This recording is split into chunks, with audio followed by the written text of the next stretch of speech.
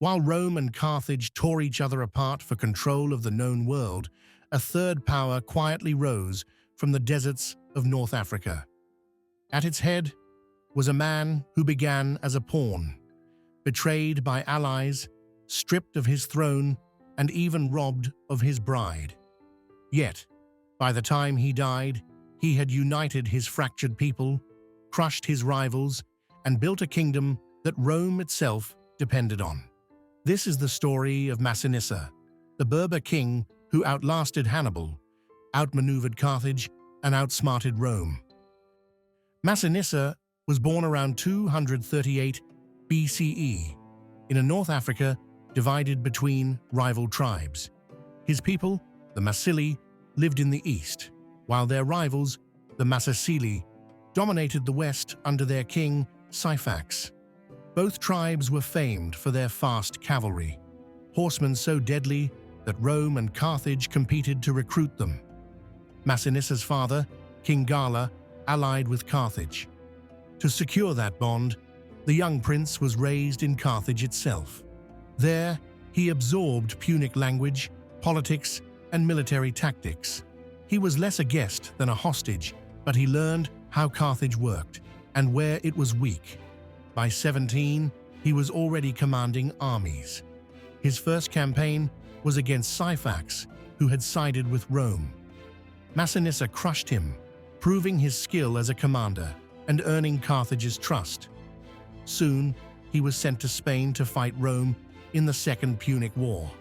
For years, his Numidian cavalry frustrated Roman legions, striking fast and vanishing just as quickly. He seemed destined to be Carthage's greatest weapon, but Carthage would betray him. In 206 BCE, Masinissa's father died, throwing Numidia into crisis. While Masinissa fought in Spain, his throne was seized by rivals. Instead of backing him, Carthage abandoned him. They threw their support behind Syphax, the very man Masinissa had once defeated, and sealed the alliance by marrying him to Sophonisba, the woman once promised to Masinissa himself. It was betrayal at every level, political, personal, and devastating. Carthage had cast him aside like a broken tool. Masinissa understood the lesson.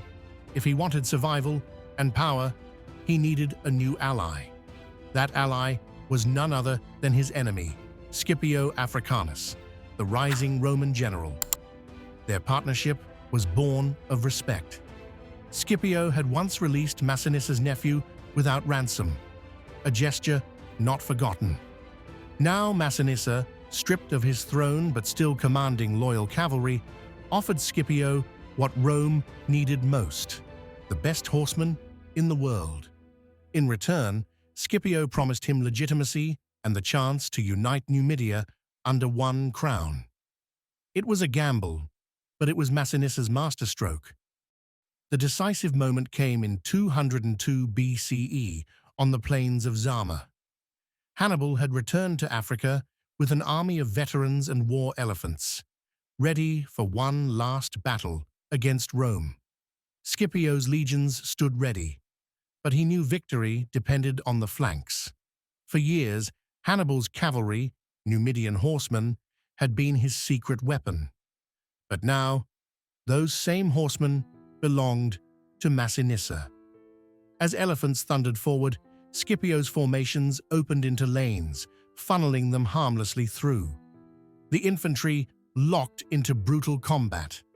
But the real turning point came on the wings. Masinissa and his 6,000 Numidian cavalry smashed into Carthage's horsemen, drove them off, then wheeled back onto the battlefield. At the exact moment Hannibal's veterans began pressing the Romans, Masinissa's horsemen charged into their rear. The Carthaginian army collapsed. The war was over. Rome triumphed. Hannibal fled into exile. And Masinissa, no longer an outcast, was crowned king of a united Numidia. Masinissa's alliance with Rome wasn't servitude, it was strategy. For the next 50 years, he played the long game. Rome's treaty barred Carthage from waging war without Roman approval. Masinissa used this brilliantly. He raided Carthaginian lands, annexed fertile farms, and expanded his territory. Whenever Carthage complained, Rome almost always sided with their loyal ally. But Masinissa wanted more than land. He transformed his people from nomadic horsemen into settled farmers. He imported Carthaginian techniques, expanded irrigation, and made Numidia so fertile that it became Rome's breadbasket. He built a capital at Cirta and forged a new Numidian identity from scattered tribes. By the time he was old, Numidia had become one of the most stable and prosperous states in the Mediterranean. In 149 BCE, after decades of being harassed, Carthage finally broke the treaty and fought back against Numidia. That was the excuse Rome had been waiting for. The Third Punic War began, the war that ended with Carthage in flames. By then, Masinissa was nearly 90 years old, still leading troops, but he would not live to see the final destruction of his old enemy. He died in the opening stages of the war, leaving behind a kingdom that had risen from a patchwork of tribes into a true North African power. Masinissa's story is one of survival, vision, and genius. He was never Rome's pawn. He was a king who used empires to build a nation for his people. He ruled for 54 years, unified Numidia, and left a legacy still remembered by Berber communities today. He began as a prince, betrayed and discarded. He ended as the king who outlasted Hannibal, outmaneuvered Carthage, and even outplayed Rome itself. This was Masinissa, the king who outsmarted Rome. If you enjoyed this story, make sure to like this video, subscribe for more untold African history, and let us know in the comments which figure you'd like us to cover next.